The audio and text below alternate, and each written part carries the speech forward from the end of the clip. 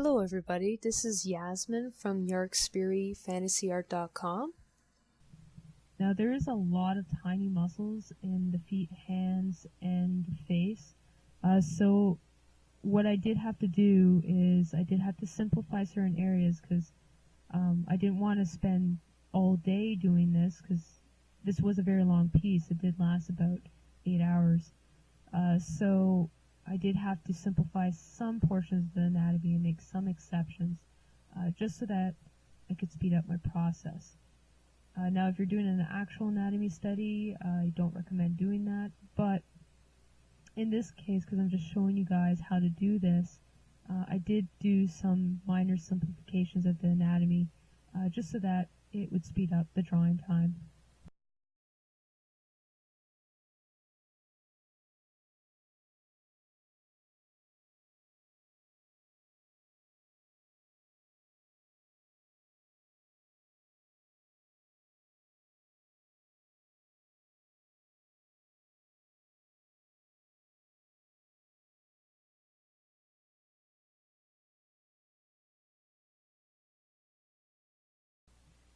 As you can see, I did do the basic blocking in of the tendons before I actually went in and added shadows and details to those tendons. I do that because I can see if there's any mistakes structurally first before I waste too much time on it as well. That is also another reason why I do everything on a separate layer, because it's a lot easier to do changes later on too. In this particular case, I was working on the abdominal muscles and I didn't like the way they were turning out, so I actually went to a different portion of the body and experimented a little bit with the colors. I liked better those colors that I was using, so I did do the changes later on to the abdominal muscles um, to simulate the same technique that was used in the kneecaps. I then applied that same technique to the hands as well.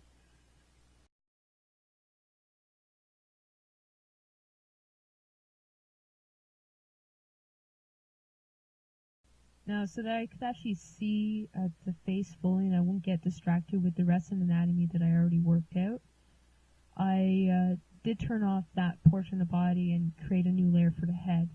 By doing that, I could focus just on the head, make sure that that read correctly before making sure that it read well with the rest of the body. And I did skip ahead, so you didn't see me sketching out and figuring out the anatomy of that. It's because I did want to keep this video fairly short, so I did cut some scenes out.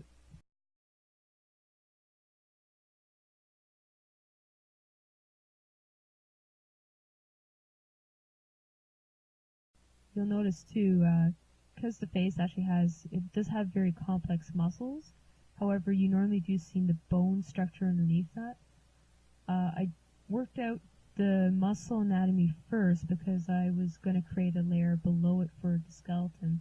And that's what I did do, just because in this case the focus is the muscle anatomy and not the skeletal anatomy for this piece.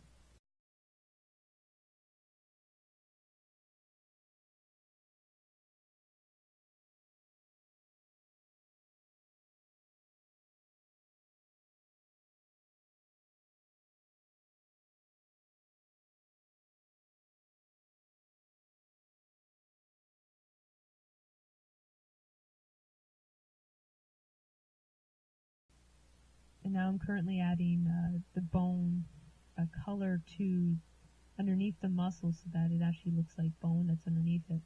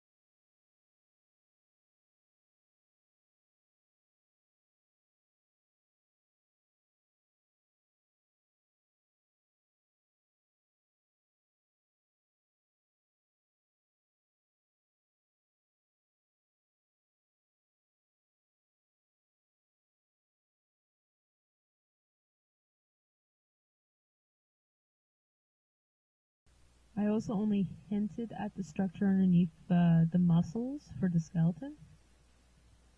The reason why I do that because you don't see it, so I didn't see any point in fully working that out.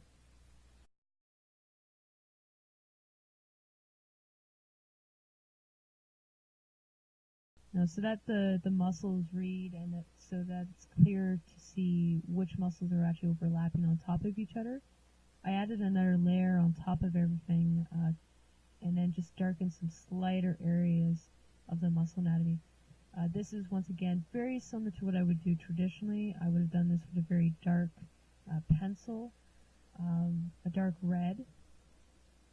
In this case, I used actually a very dark reddish brown to do the same effect.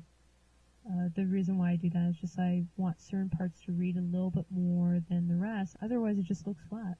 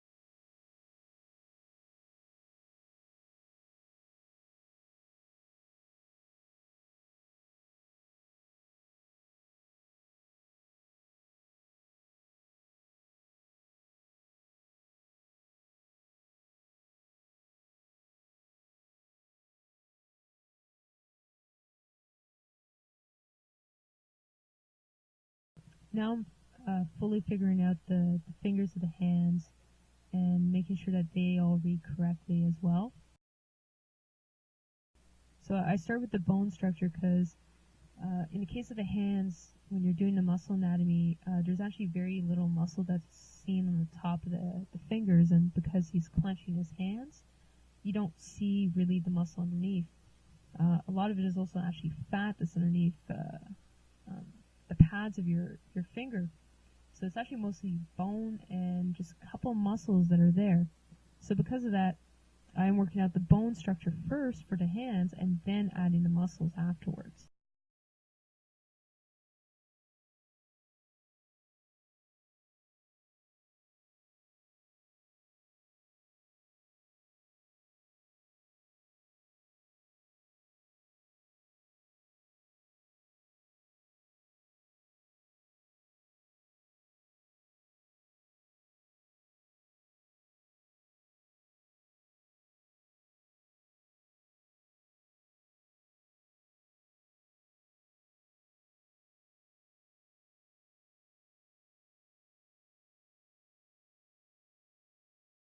Now I wanted to still show some of the costume of the character, mainly the swords and some of the armor of the character.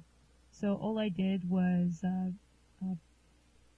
flatten the original character that I had and put him to the top here and top layer, and then put a mask on that so that I could just mask away the parts of the body that I didn't want to show.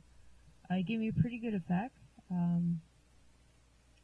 and it looks better too when I'm actually fading in from the muscle anatomy to uh, the fully rendered piece.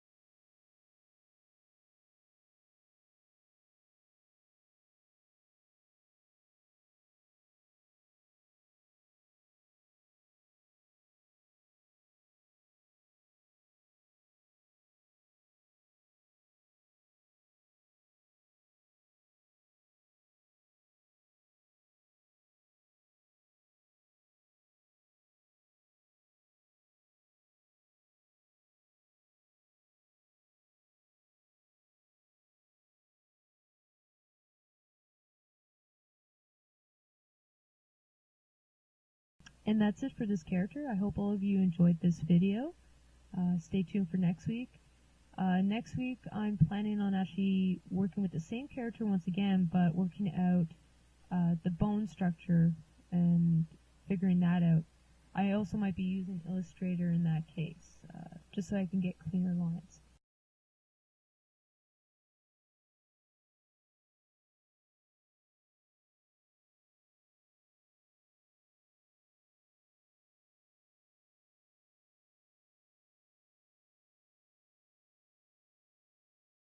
I hope you guys like this video, and I hope you tune into next week's video. Thanks, and take care.